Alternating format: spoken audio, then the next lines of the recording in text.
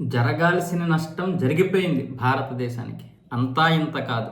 గత 70 సంవత్సరాలుగా ఇక్కడే తింటూ ఇక్కడే పెరుగుతూ ఉన్నటువంటి వారు పక్కన పెడితే పాకిస్తాన్ నుండి ఇక్కడికి వచ్చి ఉండిపోయారు చాలా మంది. వాళ్ళందరూ ఇక్కడ ఐడి కార్డులు, పాన్ కార్డులు, ఆధార్ కార్డులు అన్ని సంపాదించుకున్నారు. ఇక్కడ రేషన్ కార్డులతో సహా అన్ని సంపాదించుకున్నారు. ఇక్కడ ప్రభుత్వాలు కూడా ఇచ్చేసాయి.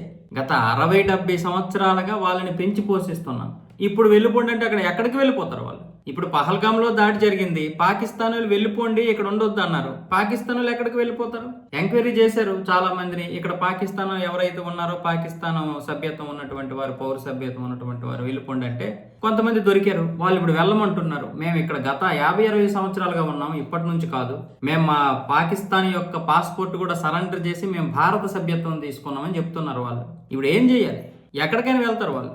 మనం చేయాల్సిన సమయంలో చేయకుండా ఇప్పుడు వెళ్ళిపోండి అంటే ఎక్కడికి వెళ్తారు వాళ్ళు? వెళ్ళరు వాళ్ళు. ఇదేం పాకిస్తానా, బంగ్లాదేశా? వెళ్ళిపోతారా? చంపేయాలంటే మనం వెళ్ళిపోవడానికో లేకపోతే అక్కడ చావడానికో సిద్ధంగా ఉండడానికి. ఇది భారతదేశం. వీళ్ళు సుప్రీంకోర్టులో కేసు వేస్తే ఎవరు? అహ్మద్ తారిక్ ఆయన వెళ్ళిపోవలసిన పరిస్థితి నెలకొంది. వీసా గడువు ముగిసిన వీరు ఇంకా భారత్లోనే ఉన్నట్లు తేలింది. ఆ కుటుంబం కశ్మీర్లో ఉండగా కుమారుడు బెంగళూరులో ఉద్యోగం చేస్తున్నాడు. ఈ నేపథ్యంలో ఆ కుటుంబం సుప్రీంకోర్టును ఆశ్రయించింది. ఈ పిటిషన్పై వాదనలు justice Surya Kant, justice NK Singh ధర్మాసనం విన్నది. తాము భారత జాతీయులమే అయినా మమ్మల్ని అరెస్ట్ చేశారని వారు వాదనలు వినిపించారు. తమ వద్ద ప్రభుత్వ గుర్తింపు కార్డులు, ఆధార్ ఉన్నాయి, పాన్ కార్డు ఉంది, రేషన్ కార్డు ఉంది, డ్రైవింగ్ లైసెన్స్ ఉంది అంటున్నారు. వాళ్ళకి ఇంకా భారత సభ్యత్వం ఉంది, పాకిస్తాన్ సభ్యత్వం ఉంది. ఇక్కడ హ్యాపీగా బెంగళూరులో ఉద్యోగం చేసుకుంటున్నారు. ఇంకేంటి? అప్పుడెప్పుడో గత 70-60 సంవత్సరాలుగా వాళ్ళని వదిలేసి, సరే విభజించినప్పుడు వదిలేశారు కొంతమందిని. హిందువులందరూ ఇటు వచ్చేసారు. కొద్దో గొప్ప హిందువులు అక్కడ ఉండిపోయారు. మిగతా వాళ్ళేమో అందరూ ఇక్కడ ఉండిపోయారు. అది కాకుండా దరిద్రం ఏంటంటే మళ్ళీ పాకిస్తాన్ నుంచి చాలా మంది ఇక్కడికి వచ్చేసారు. వాళ్ళ బ్రతుకులు బాగోలేదని పాకిస్తాన్ నుండి ఇక్కడికి వచ్చేసి దొబ్బు తింటూ ఇక్కడేమొచ్చేసి రేషన్ కార్డులు, పాన్ కార్డులు అన్ని సంపాదించుకుంటూ ఆ ప్రభుత్వాలు ఉన్నాయి కాబట్టి వాళ్ళకి ఏం కావాలంటే వాళ్ళకి అవి ఇచ్చేస్తాయి. అంతెందుకు ఇప్పుడు ఇస్తున్నారు కదా. ఆధార్ కార్డు సెంటర్ వాళ్ళకి, మీ సేవ సెంటర్ వాళ్ళకి మొత్తానికి 5,000 రూపాయలు ఇచ్చారు అనుకోండి. 5,000 రూపాయలు ఇస్తే ఒక కార్డు ఇచ్చేస్తారు. ఈ దళారులు ఏం చేస్తున్నారంటే వాళ్ళ దగ్గర 10,000 15,000 తీసుకొని వీళ్ళకేమో 5,000 ఇస్తారు. వీళ్ళేమో ఒక కార్డు జారీ చేస్తారనమాట. వాడికి డబ్బు కావాలి, వాడు రెంటలు కట్టుకోవాలి, వాడి బతుకు వాడిది, వీడి బతుకు వీడిది. అందరు కలిసి దేశాన్ని సర్వనాశనం చేశారు. చివరికి సుప్రీంకోర్టు కూడా మీరు ఇక్కడ ఉండడానికి లేదమ్మా, ఇది జాతీయ సమస్య, ఇది దేశ సమస్య, తర్వాత ఏదైనా ఉంటే చూసుకుందాం అని వెళ్ళిపోండి అని చెప్పడానికి లేదు. మీరు ఇప్పుడు ఎందుకయ్యా అధికారులు మీరు అలా చేస్తున్నారు? వాళ్ళకి అన్ని కార్డులు ఉన్నాయి కదా. అమ్మ మీకు ఇంకేదైనా అన్యాయం జరిగితే జమ్మూ కాశ్మీర్ హైకోర్టులోకి వెళ్ళండి.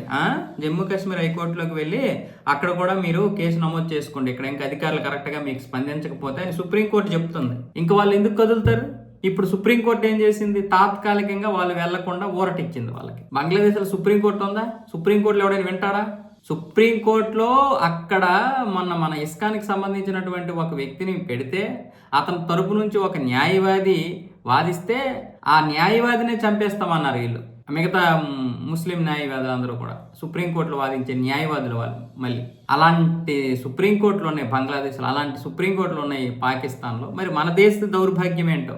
మన దేశ దౌర్భాగ్యం ఏంటంటే అన్ని వాళ్ళకు అనుగుణంగా ఉన్నాయి. నేనేం వీళ్ళని ఉగ్రవాదులు అనడం లేదు, వీళ్ళేమో చంపేస్తారో లేకపోతే ఏంటి వీళ్ళ వల్ల ప్రమాదం అని నేను చెప్పడం లేదు. పాకిస్తాన్ వాడు ఇక్కడ ఎందుకు ఉండాలంటున్నా. పాకిస్తాన్ వాడు ఇక్కడ ఎందుకు ఉండాలి? అఫీషియల్గా వీసా మీద వచ్చారా? ఉన్నారా? అయిపోయిందా? వెళ్ళిపోవాలి. మన వాళ్ళు ఎందుకు వచ్చేస్తున్నారు పాకిస్తాన్ నుంచి? పాకిస్తాన్ వీళ్ళు ఉండగలడా? అసలు వాళ్ళు ఉంచుతారా? బంగ్లాదేశ్ వీళ్ళు ఉండగలడా? వాళ్ళు ఉంచుతారా? చిన్నమైనే మనం కాపాడుకోలేకపోయాము.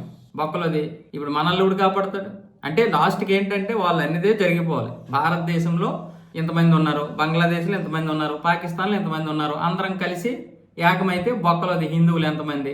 ఇలాగే ఊచకోత 2 సార్లు ఇలా కోసామంటే వాళ్ళే చేస్తారు. ఎలాగో అసదుద్దీన్ ఓవైసీ ఉన్నాడు, 15 నిమిషాలు పోలీసులతో కళ్ళు ముగించేస్తాడు, మొత్తం హిందువులందరినీ ఖతం చేస్తాడు.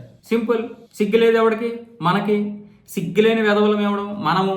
లేకపోతే వాళ్ళు నంద్యాలలో ఈరోజు పాకిస్తాన్ జెండాలు పట్టుకుని పాకిస్తాన్ వాళ్ళకి సపోర్ట్గా చేసినా కూడా ఇక్కడ కేంద్ర ప్రభుత్వం కావచ్చు లేకపోతే ఇక్కడ రాష్ట్ర ప్రభుత్వాలు కావచ్చు ఏమైనా యాక్షన్ తీసుకున్నాయా?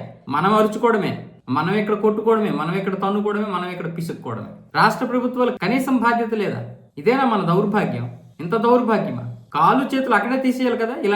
ఇలాంటి దాడులు జరుగుతున్నప్పుడైనా సరే మనం వెంటనే ఇలా ఎవడైనా పాకిస్తాన్ జెండా పట్టుకొని తిరిగితే వెంటనే ఏం చేయాలి? కాలు చేతులు తీసేవద్దా? రాష్ట్ర ప్రభుత్వాలకి అస్సలు జ్ఞానం కాదు కదా, బుద్ధి లేదు, జాతీయత ఏ పార్టీలకి లేవు.